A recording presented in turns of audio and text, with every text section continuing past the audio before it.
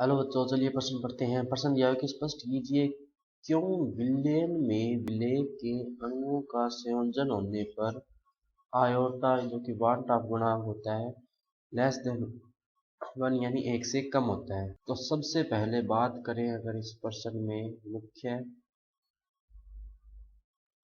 अवधारणा की तो देखो क्या होगी। तो सबसे पहले बात करें अगर इस प्रश्न में मुख्य अवधारणा की तो मुख्य अवधारणा क्या होगी। वांट ऑफ गुणांक, इसको आयोटा से दर्शाते हैं। वांट ऑफ गुणांक का देखो सूत्र क्या होता है। आयोटा बराबर होता है संगुणन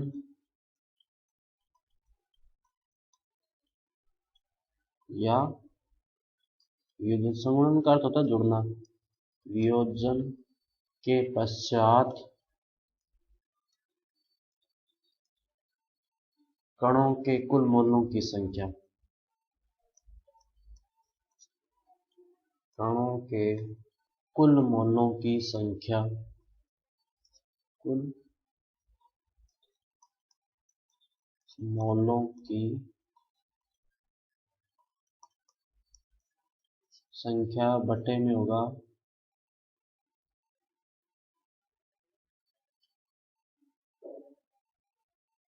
संगुणन या वियोजन के पूर्व यानी पहले कणों के कुल मोलों की संख्या। मोलों की संख्या। अब देखो इसने क्या पूछा है कि स्पष्ट कीजिए क्यों विलयन में विलेय के अणुओं का संयोजन होने पे। अब देखो जब अणुओं का संयोजन होगा तो जैसे मान लो पहले दो अणु थे ए प्लस बी, दो अलग अलग थे, बाद में दोनों मिलकर अणु क्या हो गया, एक ही अणु हो गया। ये यानी कि अणुओं की संख्या में क्या हो रही है कि संयोजन से, संयोजन या संगुणन से अणुओं की संख्या, जो कण है या अणु है उनकी संख्या में क्या हो रही है, कमी। कणों की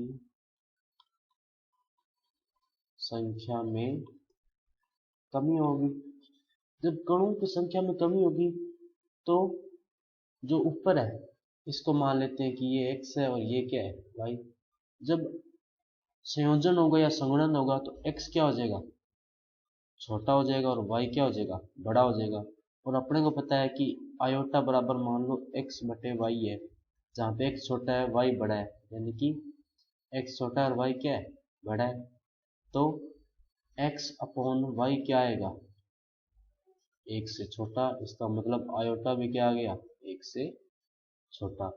तो होगा क्या कि जब जो तो होगा क्या कि जो वांट ऑफ गुणांक होता है आयोटा, ये इसका सूत्र ये होता है कि संगुणन या वियोजन के पश्चात कणों के कुल मोलों की संख्या बटे संगुणन या वियोजन के पूर्व कणों के कुल मोलों की संख्या। अब इसने बोला क्या कि संयोजन, संयोजन का अर्थ होता है संगुणन यानी जुड़ना। अब जैसे मान लीजिए कि दो कण थे ए और बी, जब इनको मिलाया गया तो ये आपस में जुड़ के इन्होंने एक कण बना लिया, यानी कि कणों की संख्या क्या रहेगी, पहले से आती इसी तरह अलग अलग होती रहेंगी। तो संगुणन से क्या होगा, कणों की संख्या में क्या होगी, कमी। अब कणों की संख्या में कमी होगी। मान लीजिए कि जो ऊपर वाला था संगुणन या वियोजन के पश्चात कणों की संख्या थी वो तो थी x, और पूर्व संख्या थी वो थी y। अब x छोटा है y से, इसका मतलब x अपॉन y आएगा, वो भी क्या आएगा, x से छोटा। इसका मतलब आयोटा की वैल्यू क्या आ गई, इसका मतलब आयोटा का मान क्या आ गया, एक से छोटा।